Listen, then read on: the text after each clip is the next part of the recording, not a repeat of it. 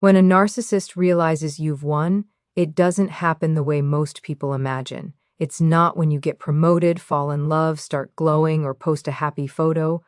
Those things may irritate them, sure, but that's not the moment. The real moment is far quieter and far more unsettling for them. It's when they feel something they absolutely cannot tolerate, the loss of control. Not loudly, not dramatically, subtly, internally. And that's what makes it so destabilizing.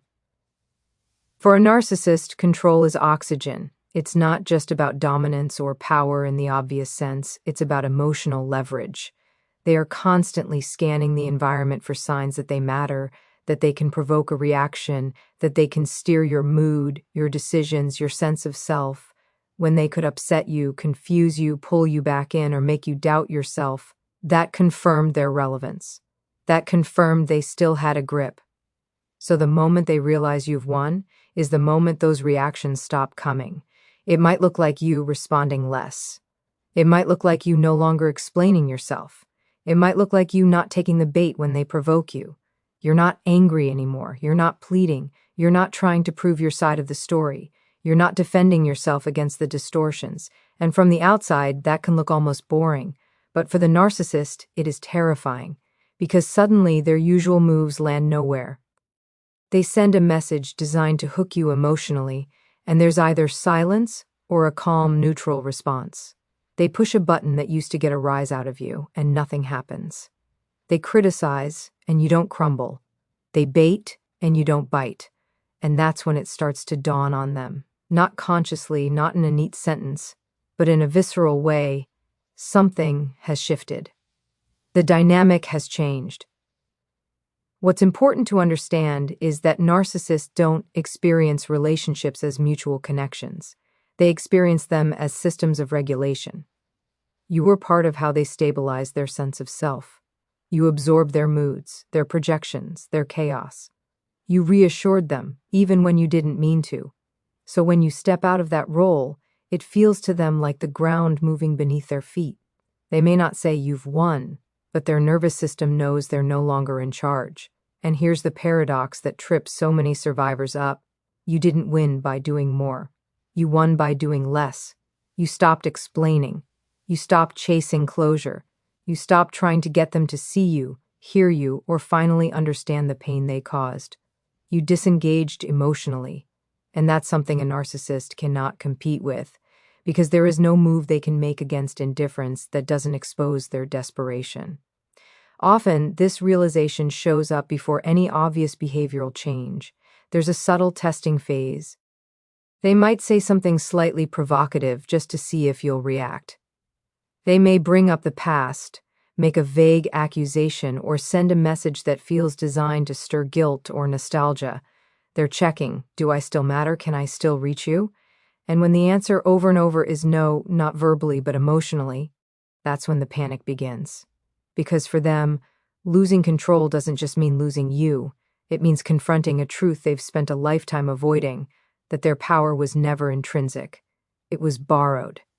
It existed only because someone else participated. And when you stop participating, the illusion collapses. That's why this moment can trigger such intense reactions later on. Rage, charm, victimhood, sudden vulnerability.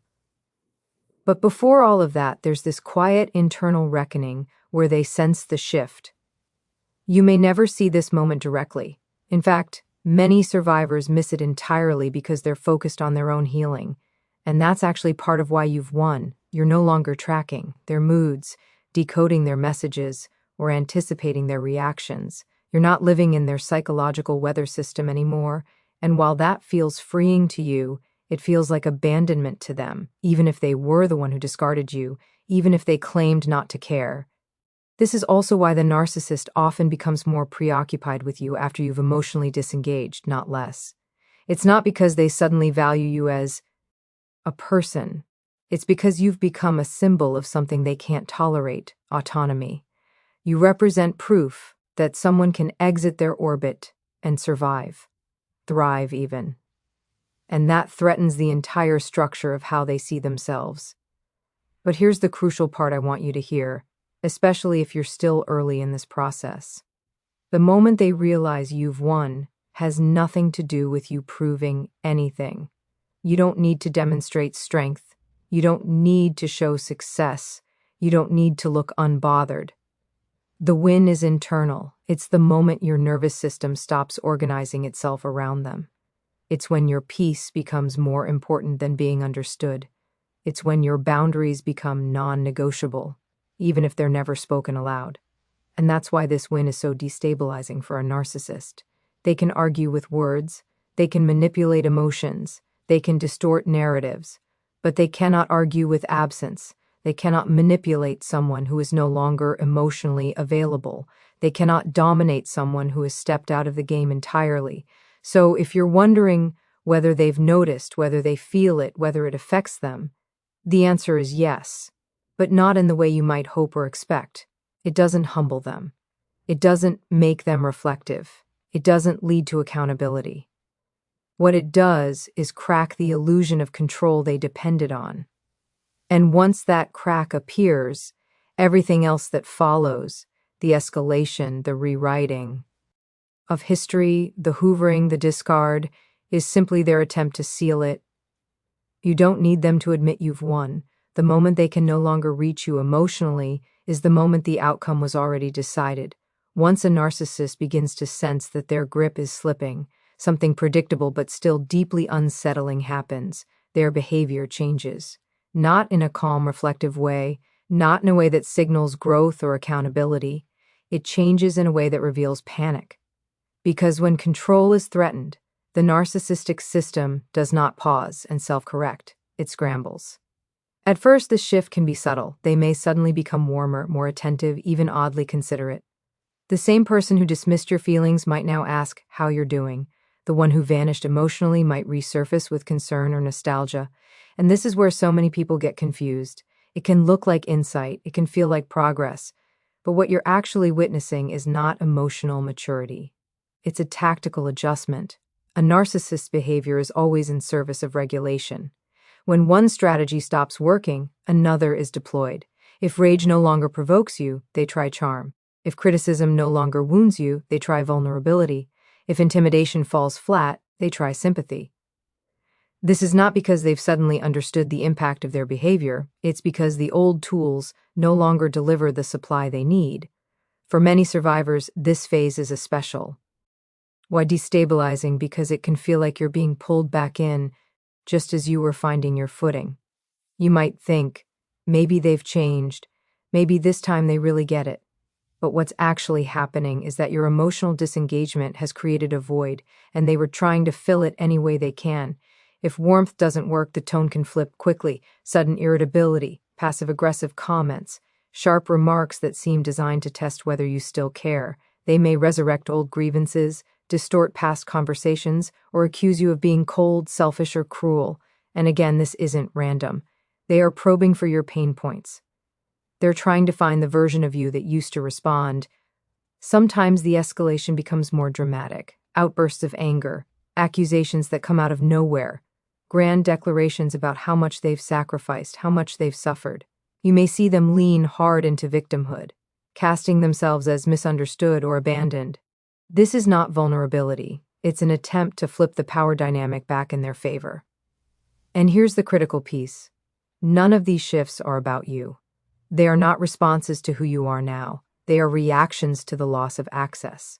The narcissist is not mourning the relationship, they are mourning the control. And when control feels threatened, they will cycle rapidly through behaviors, often contradicting themselves in the process. You might notice how disjointed it all feels. One day they're apologetic, the next day they're furious. One moment they're praising you, the next they're demeaning you. This inconsistency is not confusion, it's dysregulation. Their internal system is destabilized, and you're seeing the cracks. For someone with a more integrated emotional system, losing influence over another person might lead to sadness, reflection, or acceptance. But narcissistic structures don't allow for that. There is no space for genuine loss. Instead, there is urgency. There is a frantic need to restore the old equilibrium, even if it means rewriting reality. This is also when many people experience what feels like an intensified version of the narcissist they thought they already knew. Louder, crueler, more dramatic, more manipulative. And that can be terrifying. You may find yourself wondering if you did something wrong, if pulling back caused this, if your boundaries somehow made things worse. Let me be very clear. Your boundaries didn't create this behavior. They exposed it. When someone only functions well when they have unchecked access to you, your withdrawal doesn't damage the relationship. It reveals the nature of it. The escalation is not proof that you hurt them. It's proof that they can't tolerate not having control. There's also often a performative element during this phase. The narcissist may begin telling a very specific story about you to others. They may portray themselves as the reasonable one, the generous one, the injure D1. This isn't just about reputation, it's about triangulation. They are trying to reassert dominance by recruiting witnesses, allies, or replacements who can mirror back their version of reality. And if none of this works, if you remain steady, calm, and emotionally unavailable, there may be a sudden collapse into silence or dismissal. They may act as though they never cared at all. They may minimize the entire relationship. This, too, is a defense. If they can't control you, they will try to erase the meaning of what you represented. What makes this stage so dangerous is that it often triggers old patterns in the survivor. You might feel compelled to explain yourself again, to soften your boundaries, to prove you're not who they're painting you as. And that impulse makes sense. You were trained to respond. But every time you re-enter the emotional arena, the game restarts. The quiet strength required here is not confrontation, it's consistency. Holding your emotional line while the storm passes. Understanding that the escalation is not a sign you're losing ground. It's a sign you've already shifted it. And eventually, something important happens.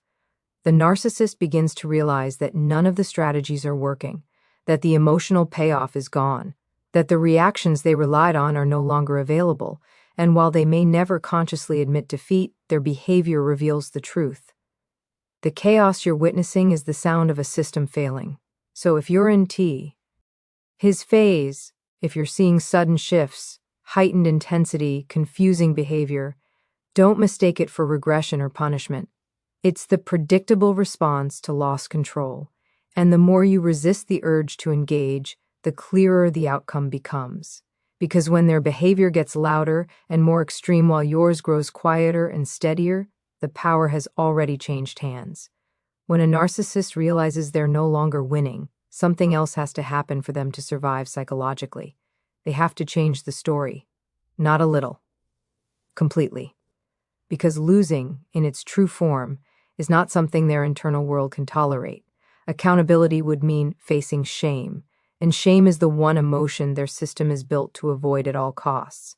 So instead of accepting what actually happened, they rewrite reality in a way that preserves their sense of superiority. This rewriting doesn't always look dramatic at first. Sometimes it's subtle, a shift in language, a small distortion here, a selective memory there. They might say things like, "I was already done with that relationship," or "I could see it wasn't going anywhere," or "they needed me more than I needed them." These statements aren't about truth. They're about control. They're attempts to reposition themselves as the one who chose, the one who walked away, the one who remained powerful. And this is where many survivors feel especially disoriented. You know what actually happened.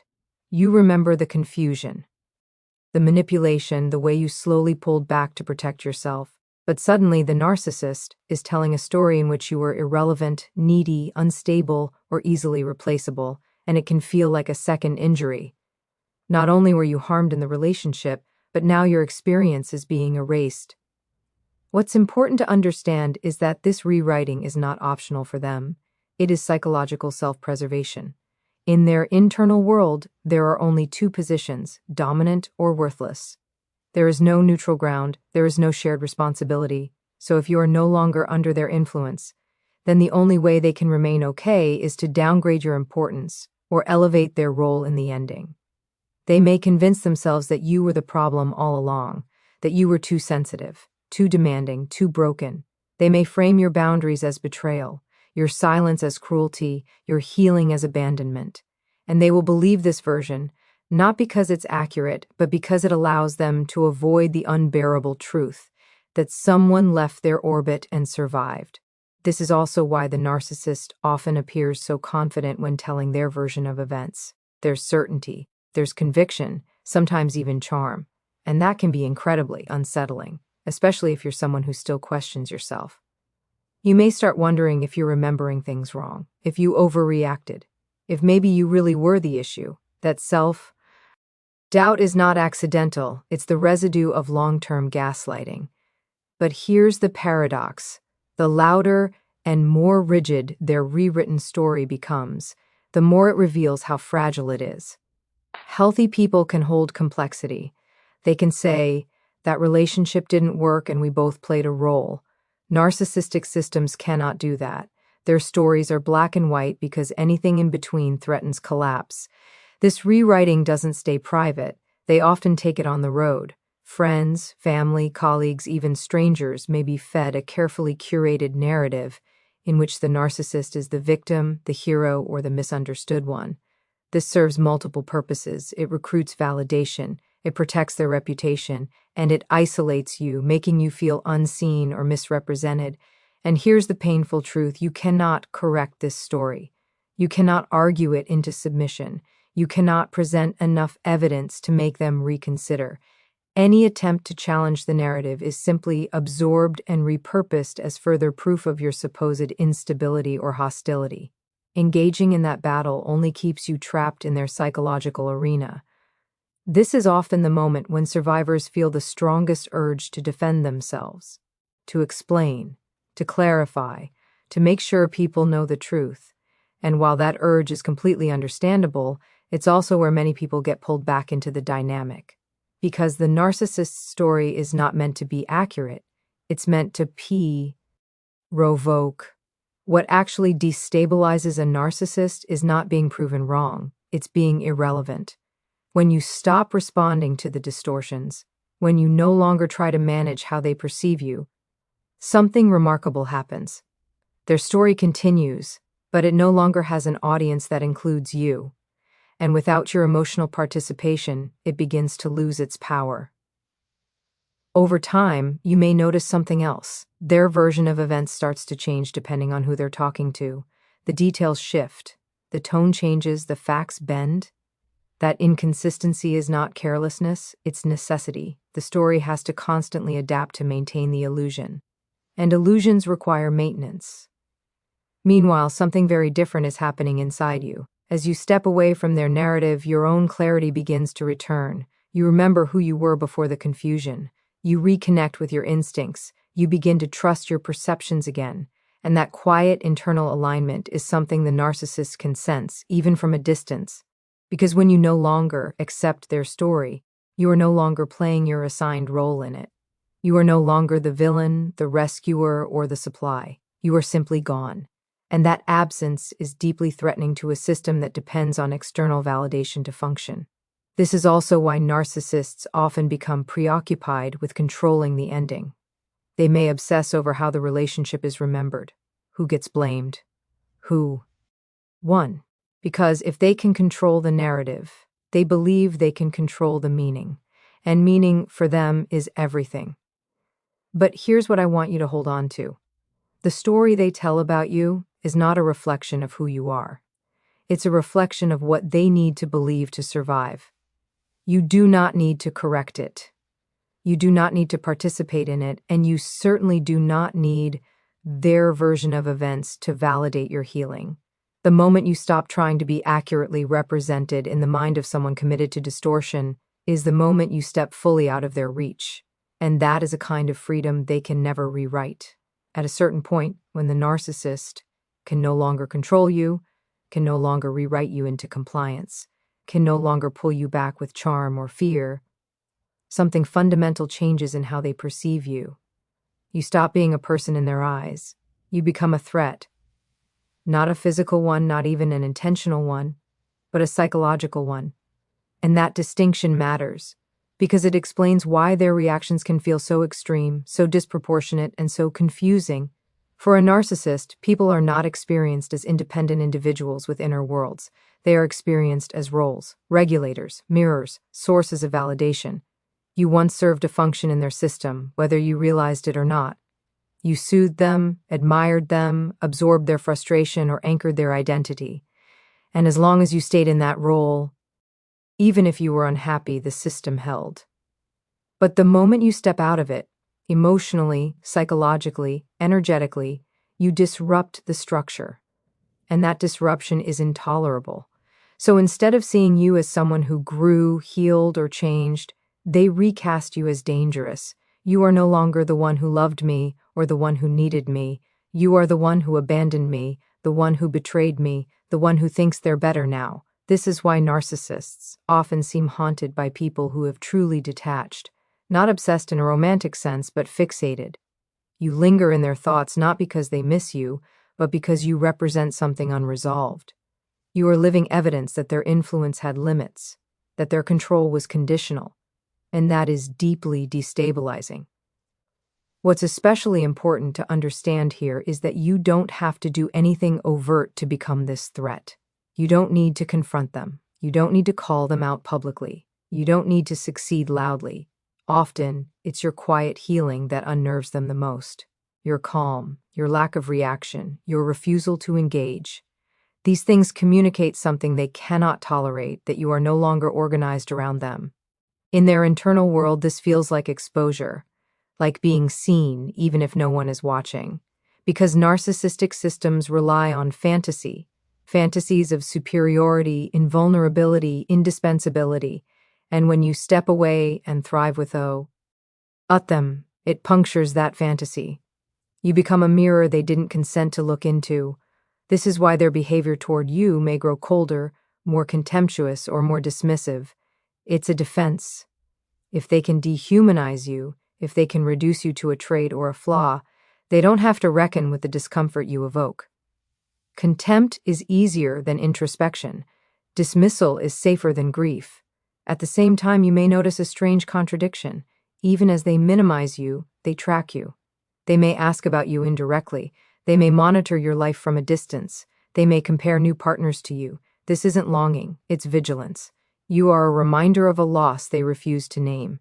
And this is often the moment when survivors feel the most invisible and the most powerful at the same time. Invisible because you are no longer seen accurately. Powerful because your very existence outside their control unsettles them. And that can be a difficult duality to hold, especially if you still crave understanding or closure. Let me be very clear about something. You are not responsible for the discomfort you cause by healing. You are not obligated to stay small so someone else can feel large. And you are not cruel for becoming someone they can no longer manipulate. The threat you represent is not malicious. It is simply the truth of your autonomy. Narcissists experience autonomy in others as betrayal, because autonomy means they are no longer central. And in a system built on external validation, being decentered feels like annihilation. So they respond accordingly, with defensiveness, distortion, and sometimes aggression. This is also why they may suddenly frame you as arrogant, cold, or ungrateful. Your boundaries become walls. Your self-respect becomes ego. Your distance becomes punishment. This reframing allows them to maintain moral superiority while avoiding the deeper pain of recognizing your growth. What's dangerous is that this dynamic can tempt you to shrink yourself again, to soften your edges, to re-explain your intentions, to prove you're not who they say you are. But every step you take toward their perception pulls you back into their orbit, and the cost of that is your peace. The truth is, you don't need to be seen correctly by someone who cannot see themselves. You don't need to be understood by someone who experiences understanding as a loss of power. And you don't need to resolve a threat that only exists because you stopped complying. Over time, if you stay the course, something shifts again. The threat you represent becomes too uncomfortable to hold, and at that point, they will either try to neutralize it through hoovering, through smear campaigns, through emotional dismissal, or they will attempt to erase it entirely by convincing themselves you never mattered. That transition is not about resolution, it's about survival. And through all of this, your task is deceptively simple and profoundly hard. Remain yours. LF. Not reactive, not defensive, not performative, just grounded in your own reality. Because the more solid you are in who you are, the less power their perception has over you. You were never dangerous for leaving. You were dangerous because you discovered you could live without their permission. When all the other strategies fail, when the charm doesn't land, the anger doesn't provoke, the story rewriting doesn't pull you back, and your quiet autonomy continues, many narcissists reach a crossroads, and at that point, their response often takes one of two forms: a final hoover or a cold, abrupt emotional discard. Sometimes they attempt both. What matters is not which one you see, but why it's happening. The hoover rarely looks like what people expect. It's not always dramatic apologies or grand declarations of love. In fact, the most effective hoovers are often subtle: a casual message, a vague check-in, a memory dropped into conversation, a crisis that suddenly requires your attention. It might even come disguised as closure, self-reflection, or growth. I've been thinking a lot. I just want to clear the air. I finally understand what I did wrong. These words can hit deeply, especially if you spent a long time wishing to hear them. But the purpose of the hoover is not connection. It's not repair. It's re-entry. The narcissist is testing whether they still have access to you, emotionally, psychologically, energetically. They don't need the relationship back the way it was. They just need proof that the door isn't fully closed. One response, one explanation, one emotional reaction. That's often enough to reassure them that the cord still exists. This is why hoovers often arrive just when you're starting to feel steady, when you're no longer checking your phone, when you're sleeping better, when the noise in your head has quieted. The timing is not coincidence. Your absence has created an intolerable silence in their internal world, and they are reaching out to fill it. And here's the painful truth. Even the most convincing hoover is not evidence of change. Real change is slow, consistent, and observable over time. It does not require urgency. It does not pressure you to respond. It does not collapse if you hesitate. Hoovering, on the other hand, carries an undercurrent of desperation, a need for immediate reassurance, a push to bypass boundaries rather than respect them. If the hoover fails, if you don't respond, or you respond neutrally, or you maintain distance, the narcissist often flips into the second option, emotional discard. This can feel shocking, especially if they were just reaching out with warmth or vulnerability. Suddenly they're distant, dismissive, indifferent. It's as if you never mattered at all. This discard is not peace. It's not acceptance. It's an emotional amputation, a way to cut off the part of their psyche that feels exposed by your independence. If they can convince themselves that you are insignificant, foolish, or easily replaced, they don't have to sit with the discomfort of having lost control. For survivors, this stage can be incredibly destabilizing. You may feel whiplash. One moment you're being pulled toward hope, the next you're being erased. And that oscillation can trigger old patterns, self-doubt, longing, the urge to explain, the urge to chase. That's not weakness, that's conditioning. Remember, you were trained in a dynamic where connection was unpredictable and contingent on compliance. So when the narcissist reappears, even briefly, your nervous system may light up. When they disappear again, it may crash. None of that means you're failing. It means your body is learning a new language. What's crucial here is to understand that both the hoover and the discard serve the same function. They are not opposites. They are two sides of the same attempt to regulate the narcissist's internal state. One seeks to restore control through engagement. The other seeks to restore control through erasure. And neither one has anything to do with your worth. You may notice that after a discard, the narcissist appears oddly calm, even triumphant. They may move on quickly, flaunt a new relationship, act as though the past never existed. This is not resilience, it's avoidance. It's a performance designed to convince themselves and others that they were never affected. But the fact that they had to choose one of these extremes tells you everything you need to know.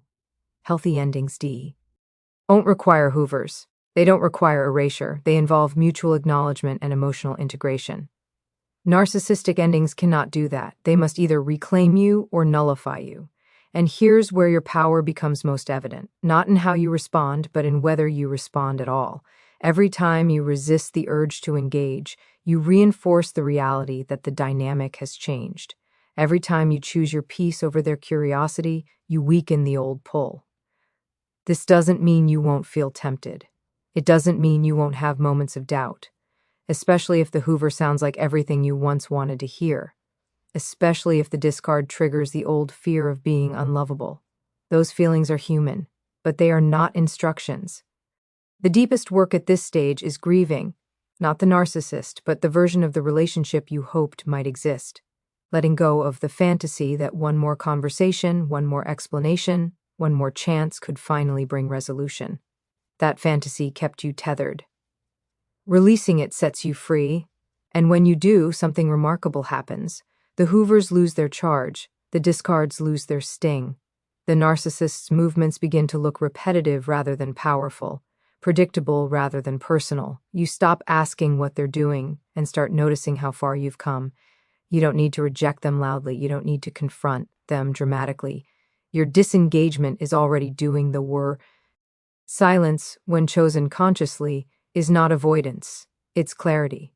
Because when someone can no longer pull you back in and can no longer erase what you represent, the outcome is already settled. They may never admit it, but the moment neither the Hoover nor the discard works is the moment you've truly stepped beyond their reach. By the time you reach this stage, something profound has already happened, though it may not feel dramatic at all. There's no parade, no announcement, no moment where the narcissist looks at you and says, "You won." In fact, if you're waiting for that, you'll wait forever. Because the final key point, the quiet truth beneath everything we've talked about, is this: your victory was never meant to be witnessed by them. It was meant to be lived by you. Winning in a narcissistic dynamic does not look like triumph in the conventional sense. It doesn't involve proving them wrong, exposing them publicly, or watching them suffer. Those ideas keep you psychologically tethered. The real win is far quieter, far less visible, and far more permanent. It's internal. It's the moment your inner world stabilizes in a way it never could while they were central. At this stage, you're no longer orienting your life around their moods, their reactions, or their approval. Your nervous system has recalibrated. You're not scanning for danger. You're not bracing for the next emotional shift. You're not rehearsing conversations in your head or wondering how to say something the right way. There's a spaciousness where there used to be tension, and here's the part many people underestimate. This kind of peace is deeply threatening to a narcissist, even if they never name it, because it cannot be manipulated. It doesn't respond to provocation. It doesn't bend under criticism or praise. It simply exists, self-sustaining, no longer dependent on their validation. You may still think about them from time to time. That doesn't mean they have power. Memory is not attachment. Reflection is not longing. Healing is not amnesia. What's different now is that your thoughts no longer pull you off center. They pass through rather than take over, and that is a profound shift. Externally, your life may look almost unchanged. Same job, same routine, same responsibilities, but internally, everything is different. You trust yourself.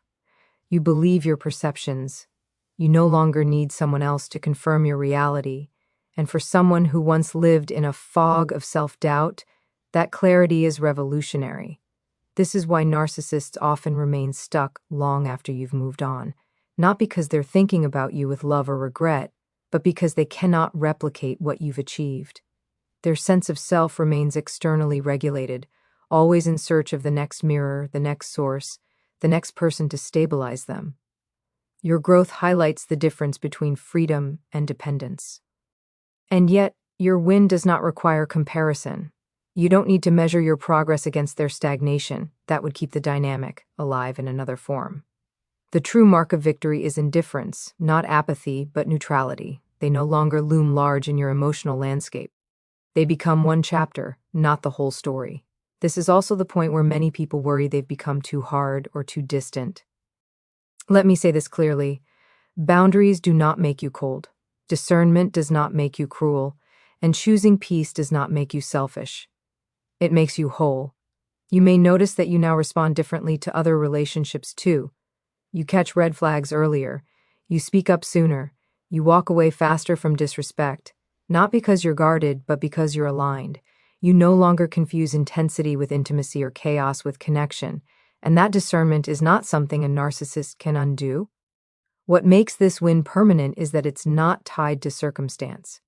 Even if the narcissist resurfaces years later, even if they attempt another Hoover, even if they rewrite the story yet again, the foundation inside you has shifted. You see the patterns, you recognize the tactics, and most importantly, you trust yourself enough not to re-enter the maze. There's a quiet confidence that comes with this stage. Not bravado, not defensiveness, just a grounded sense of self. You know who you are. You know what you will and will not tolerate, and you no longer need to explain that to anyone who doesn't already respect it. This is why the narcissist may never truly move on from you in the way you've moved on from them. You've integrated the experience, you've learned from it, you've grown. They, on the other hand, remain locked in repetition. Different faces, same dynamic. That contrast is not something they can reconcile. But again, this is not about them. The final shift is that your life is no longer a reaction to the harm you endured. It's an expression of who you are becoming. Your choices are guided by values, not fear, by curiosity, not hypervigilance, by self-respect, not survival. And that's why this win doesn't need applause. It doesn't need validation. It doesn't even need to be named. You feel it in the way your body relaxes, in the way your mind quiets, in the way your future feels open rather than constrained. You didn't win by defeating them. You won by choosing yourself and never giving that choice back.